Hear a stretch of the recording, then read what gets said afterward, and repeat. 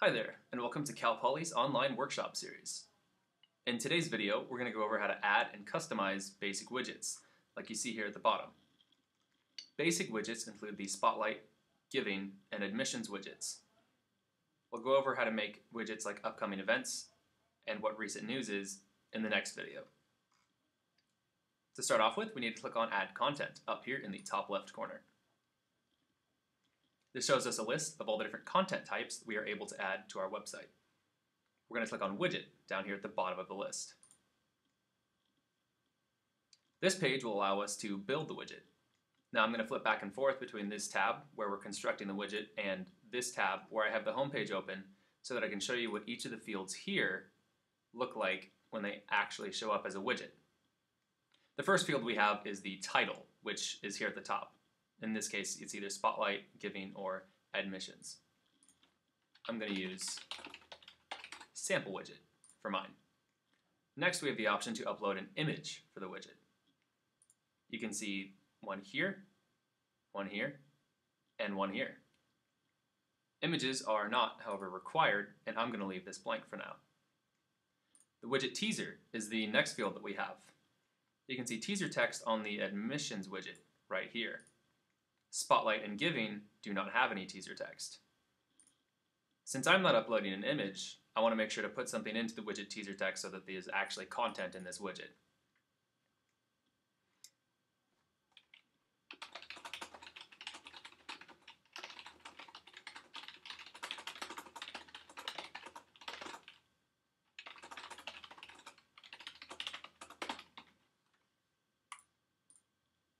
The next field we have is for the widget link. There's two fields. There's title and URL.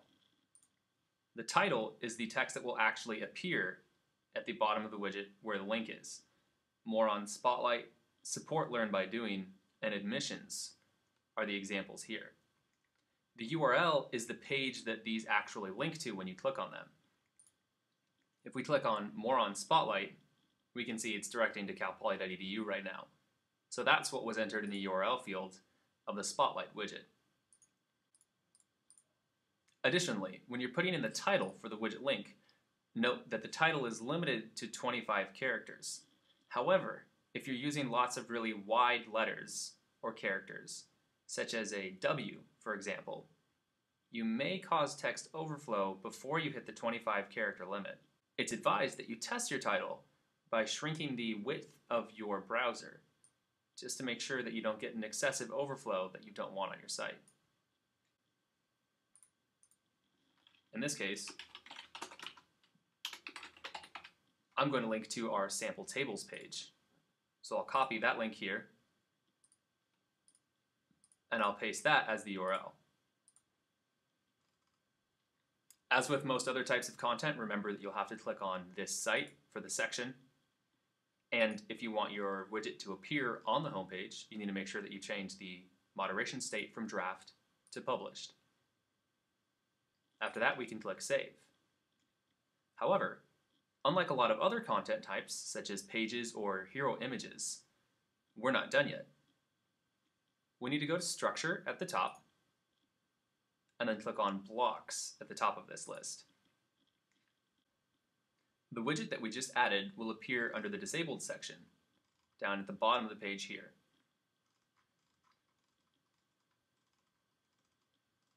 And there it is, Sample Widget. Now, this drop-down here, under Region, allows us to tell Drupal where this block needs to appear. Right now, it doesn't know where it's supposed to go, so it won't appear anywhere on the site. For widgets, we want to set them to appear in the Widgets region. Once we click that, it'll jump up to the widget region. If we scroll back up and look at the widget region, we see the sample widget has appeared. We need to make sure that we save blocks to save that configuration. When you see this green message that the block settings have been updated, you know it's committed your change. Next, we want to click on Configure right here in blue next to the widget that we just created.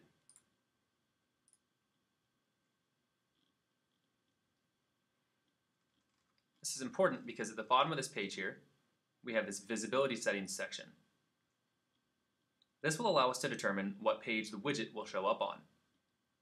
Pay attention to the radio buttons we have right here. It will allow you to select whether the pages you have listed in this box are either blacklisted or whitelisted.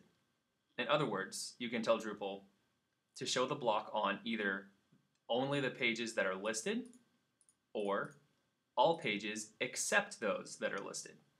By default, all pages except those listed will be selected and no pages will be listed. This means that by default, your widget will show up on every page. In this case, I'm going to configure mine to show up only on a couple pages. First, I'm going to make it show up only on the home page. To do that, I type in front in between some carets, like this.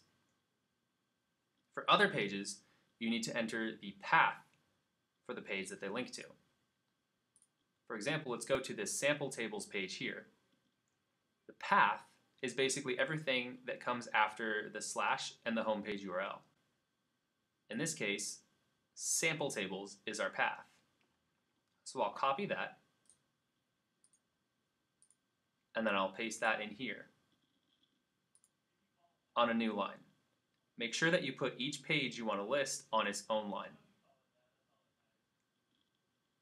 Once I'm done, I'll hit Save Block. And I'll get a confirmation message that my block configuration has been saved. Now if we go back to the home page and scroll down, we can see that the sample widget I just created has now appeared. It also links to the sample tables page, where if we scroll down, we should be able to see the widget again. And there it is. However, if we check another page, such as our content and styles page, and scroll down, we don't see the sample widget because I configured it using the visibility settings to only appear on the home page and the sample tables page. And that's it for basic widgets. In the next video, we'll go over some advanced widgets like upcoming events and recent news that allow for greater customization and control.